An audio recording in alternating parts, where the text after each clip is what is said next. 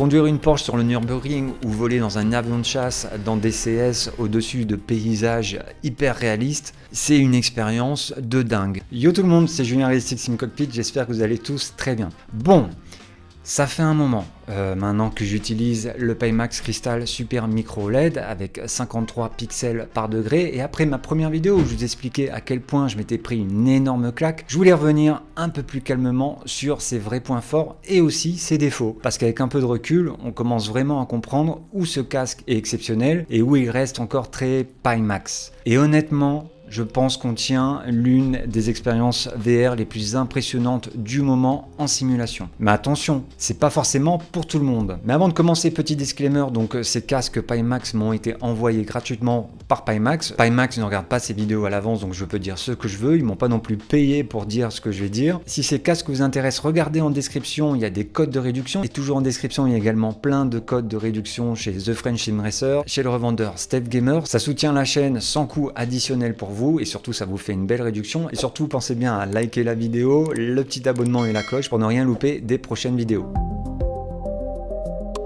Déjà, premier point positif, l'installation et l'utilisation. Et alors là, franchement, bonne surprise. L'installation de Pimax Play se fait en quelques minutes, aucune galère de configuration, c'est très rapide et c'est vraiment tout de suite plug and play. Et à chaque fois que j'ai besoin d'utiliser le casque, je le laisse brancher, je le mets sur la tête, on choisit le mode VR dans le titre de simulation qu'on a à la maison et on joue tout de suite. Donc j'appelle ça quasiment plug and play, il n'y a aucune prise de tête et ça marche très très bien, ça a systématiquement très bien marché. Donc pas de problème particulier, pas de galère au démarrage, pas de catastrophe nucléaire logicielle comme certaines anciennes générations pouvaient parfois nous offrir. Dans le logiciel, vous pouvez configurer votre luminosité, votre IPD, vous choisissez votre mode de résolution et c'est parti. L'IPD, c'est l'écart interpupillaire, on en avait parlé dans une précédente vidéo et pour la mesurer, il y a même une application smartphone, je vous remets le lien dans la description. Le casque paraît aussi moins contraignant au quotidien, moins fragile dans son utilisation et absolument pas prise de tête. Et ça compte énormément sur un casque haut de gamme. Dans le logiciel, on n'a rien à régler même quand on fait de la motion, c'est-à-dire que là j'ai un seat mover où on a essayé des vérins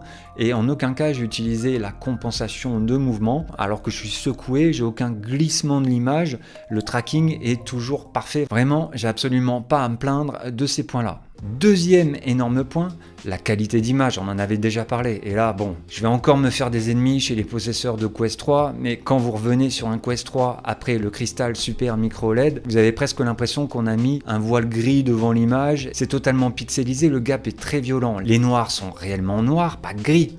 Pas gris foncé, pas LCD noir, du vrai noir. Les couleurs explosent beaucoup plus, les contrastes sont incroyables, les éclairages cockpit paraissent naturels, les scènes de nuit deviennent magnifiques et surtout l'image paraît beaucoup plus vivante. Alors c'est difficile à expliquer tant qu'on l'a pas vu, mais il y a ce côté premium, presque cinéma qui change complètement l'immersion. Même face au Crystal Light qui reste un excellent casque, le micro LED apporte une profondeur d'image, un contraste qui saute immédiatement aux yeux. Alors à travers mes tests, mes différents châssis, je suis pas toujours avec ce casque et à chaque fois que je le remets, c'est incroyable, je me prends cette claque, cet effet waouh et vraiment j'ai qu'un conseil, c'est essayez-le. Troisième point, les lentilles pancake. Et ça, je pense que c'est presque aussi important que les écrans OLED Sony qui sont à l'intérieur parce qu'on parle beaucoup des écrans Sony, mais ce qui impressionne vraiment, c'est la stabilité globale de l'image. La netteté reste présente sur une des grandes parties du champ de vision, le sweet spot est beaucoup plus confortable, vous pouvez regarder naturellement autour de vous sans perdre immédiatement en précision et surtout ça réduit énormément la fatigue visuelle. L'image paraît plus propre, plus stable, avec moins de scintillements, moins d'aliasing, moins d'artefacts sur les objets à distance. En simulation, c'est un énorme plus. Quatrième point, les performances. Alors là, je vais être honnête, je pensais vraiment que ça allait être un monstre impossible à faire tourner. 53 ppd, micro LED, ultra haute définition, 8K et au final, les performances sont meilleures qu'attendues. Clairement meilleures. Le casque reste exigeant, évidemment, mais les nouvelles optiques et la propreté de l'image donnent une sensation de fluidité très surprenante. Vous gardez une image extrêmement propre tout en conservant de très bonnes performances.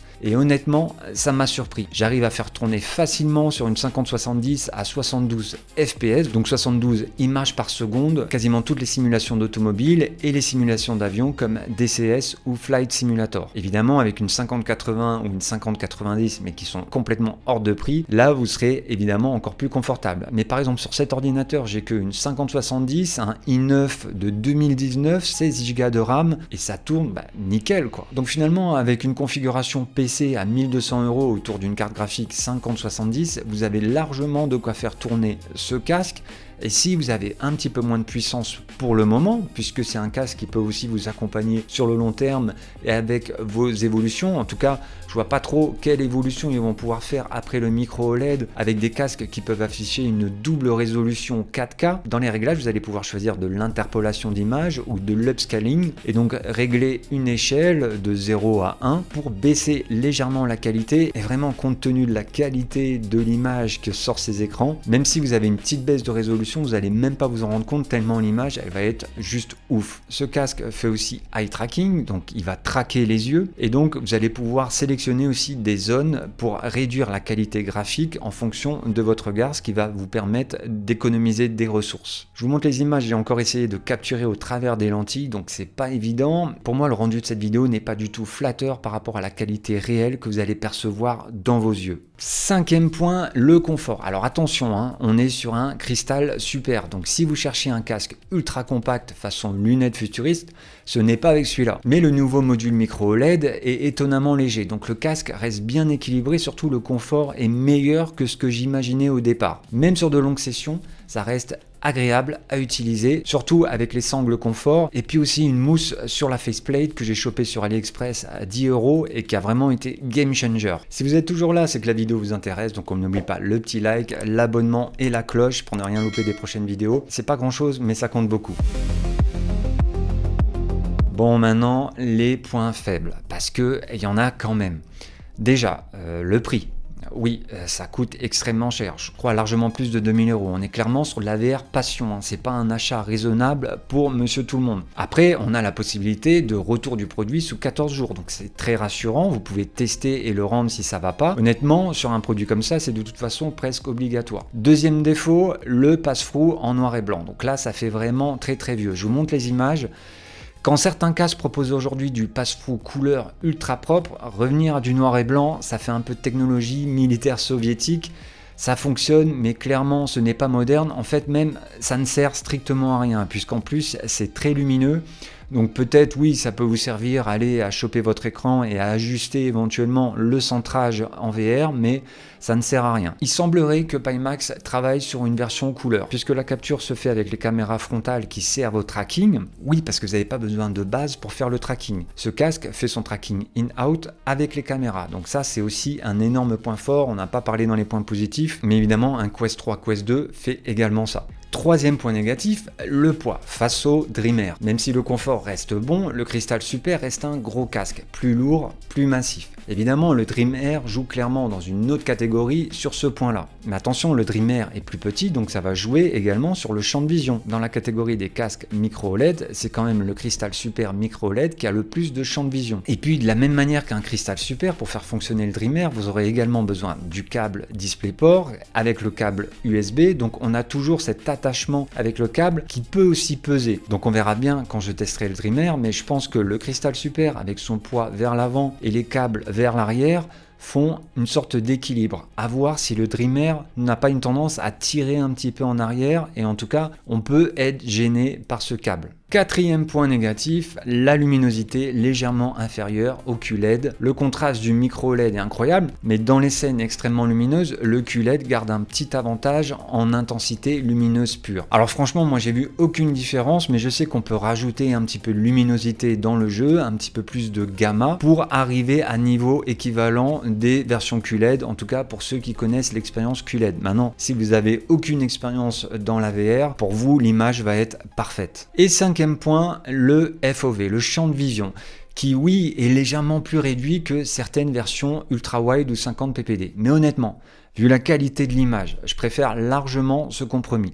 Et surtout, ça reste supérieur au Dream Air.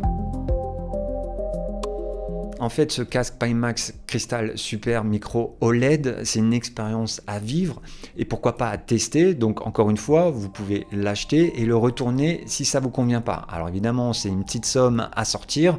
Il y a aussi des petits frais de retour. Vous risquez de le garder parce que ça va être très convaincant. Mais s'il y a quoi que ce soit, vous le retournez, vous récupérez votre argent, vous avez fait votre expérience, vous avez eu le fin mot de l'histoire et vous pouvez revenir sur des écrans, simple écran ou triple screen, mais ça n'a rien à voir avec ce que vous allez vivre au travers de ce casque, croyez-moi. Et en plus, vous avez une très bonne qualité sonore, que ce soit avec les écouteurs d'origine ou alors ces écouteurs-là optionnels. Mais s'il faut choisir une option, moi je choisirais vraiment le Top Strap qui rajoute un maintien qui fait vraiment la diff. Alors au final, j'avais testé tout un tas de casques et je pense que le Crystal Super Micro LED est l'un des premiers casques VR qui donne vraiment cette sensation de nouvelle génération. Pas juste plus de résolution, pas juste de specs sur une fiche technique, non, une vraie évolution visuelle. Le genre de casque qui vous fait revenir sur un LCD classique et vous fait immédiatement penser « Ah ouais, ok, donc là on joue plus vraiment dans la même catégorie ». Voilà, donc si ce casque vous intéresse, n'oubliez pas qu'en description, il y a des codes de réduction pour le Crystal Super, pour le Crystal Light, mais également pour le Dream Air. Si malgré tout vous préférez aller sur le Dream Air, et je peux vous comprendre, casque Dream Air que normalement j'aurai en test prochainement, en tout cas je ne l'ai pas là pour le moment, je vous promets. Voilà, j'espère que la vidéo vous aura été utile. Si vous voulez plus d'infos sur le casque micro OLED, je vous mets le lien de la vidéo complète de review ici. Et d'ailleurs, si vous êtes tenté quand même par une expérience VR de chez Pimax à petit budget, il y a également le Crystal Light que j'ai également testé et comparé avec le Quest 3, donc je vous mets le lien aussi de la vidéo, vous retrouverez tout ça en description. Merci d'avoir regardé la vidéo, merci pour votre soutien, n'oubliez pas le petit like, l'abonnement et la cloche pour ne rien louper des prochaines vidéos, donc il y aura encore plein de tests de produits. Oui, parce que pour ceux pour qui c'est la première fois sur la chaîne, moi c'est Julien, donc je suis un passionné de simulation automobile, passionné d'avion également, je fais du test de produits, je fais du do it yourself, il y a plein de vidéos qui vont arriver sur des tests de nouvelles bases, des vidéos de construction do it yourself avec une active pédale, même plusieurs, sur du do it yourself aussi pour de l'ambilight, de la modélisation 3D pour son environnement de jeu, mais aussi pour son quotidien. Et donc on teste des bases volants, des joysticks, il y a tout un tas de contenus qui vont arriver. Les 6 prochains mois vont être extrêmement chargés. Donc encore une fois, merci d'avoir regardé, c'était Julien, Realistic Sim Cockpit. Allez, salut!